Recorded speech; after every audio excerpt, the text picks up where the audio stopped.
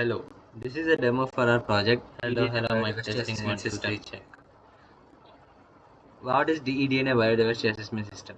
It is an end-to-end pipeline that analyzes environmental DNA samples from deep-sea environments to identify biodiversity and discover novel species. It combines traditional bioinformatics approaches like BLAST, FASTA, and SRA with modern machine learning techniques. Let's go through the datasets. This eDNA biodiversity assessment system supports various file formats such as FASTA, FASTQ, Swiss, GB, GBK, EMBL, EMGZ. Here we have a few datasets of GZ as well as FASTA. Let's go with this dataset. The file size is 272 MB, and we have various options for analyzing it for biodiversity metrics for panel processing as well as quality analysis. Let's start the analysis. While the analysis is running, let's go through what actually happens in the background. Step by step process. In phase 1, data input and pre-processing. Data ingestion happens. Raw input sources are FASTQ files, FASTA files, NCBI, SRA data, and various other databases. What happens? System accepts various DNA sequencing formats as well as RNA. Can process single files or entire directories. Automatic format detection and conversion. Step 2. Step 2, quality filters are applied and lengths of the DNA sequences for base pairs are truncated and set to 50 to 500 by base pair by default. Quality scores is assigned, n-base removal as well as statistical quality assessment. Step 3, adapter trimming. In the trimming process, adapter sequences are removed such as Illumina and Nextera. Multiple round trimming happens for larger data sets as well as minimum length preservation for faster analysis. Step 4, we run the data set through research algorithm. Reference based detection occurs. Non-chimeric sequence retention happens. And what is the output? We have clean, high quality eDNA sequences ready for analysis. In phase 2, sequence embedding generation occurs. DNA tokenization process in which DNA sequences are converted into numerical tokens. K-mer extractions in which 6 mers are extracted by default.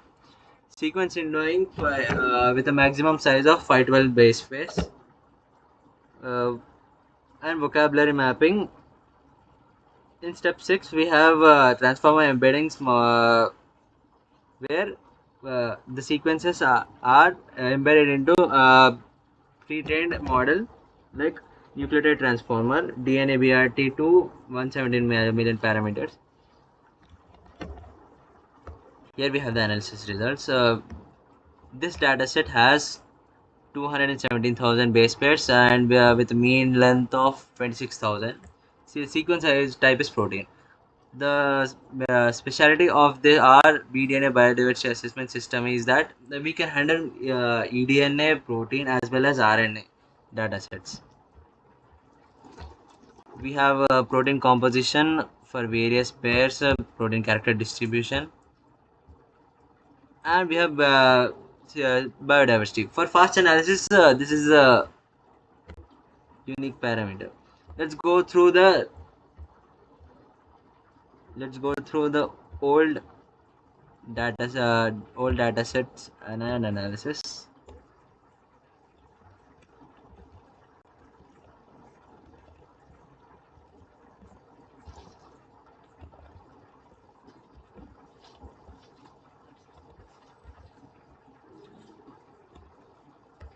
Here we have a complete transformer embedding model.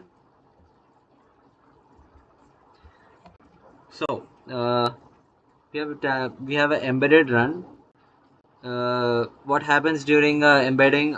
This is a pretend Hugging Face model called nucleotide transformer DNA BRT2 170 million parameters. Here, each DNA sequence becomes a 256 dimensional vector. Chunk mean pooling for long sequences. These vectors capture biological similarity. Similar sequences have similar embeddings.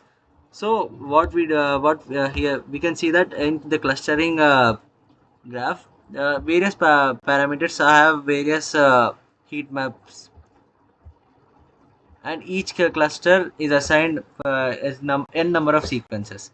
And what does a cluster represent? Cluster represents similar sequences. And what does similar sequences mean? That either it belongs to the same kind of organism, or two different organisms that have that common origin. And let's go through the taxa. Clustering analysis. What does clustering analysis give us?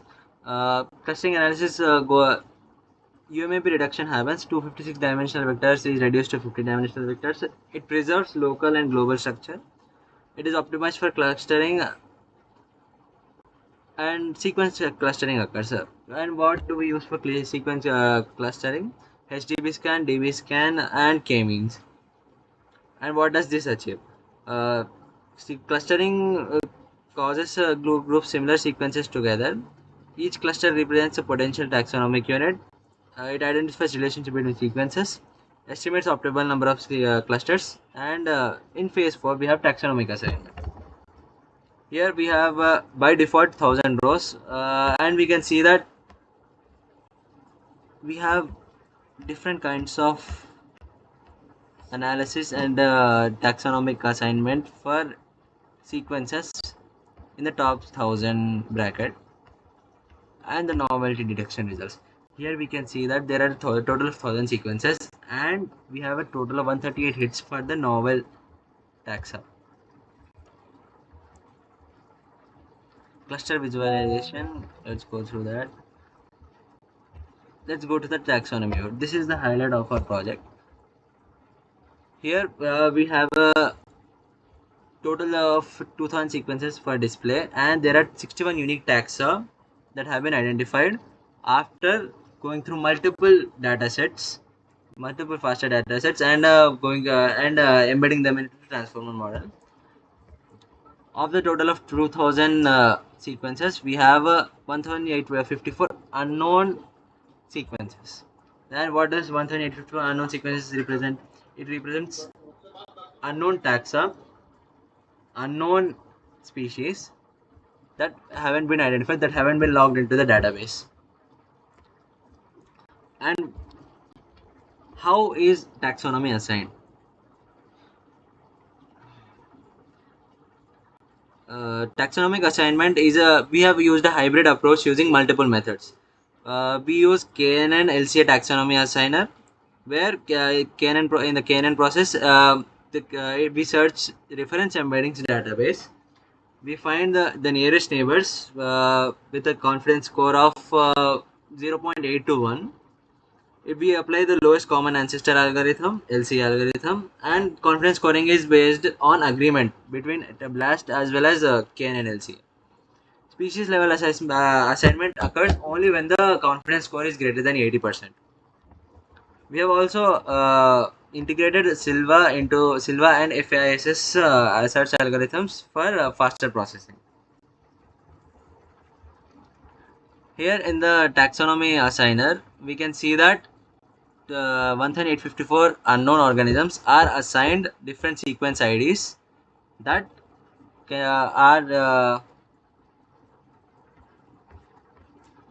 as you can see, they are in sequence 60. We have assigned species rank of 60.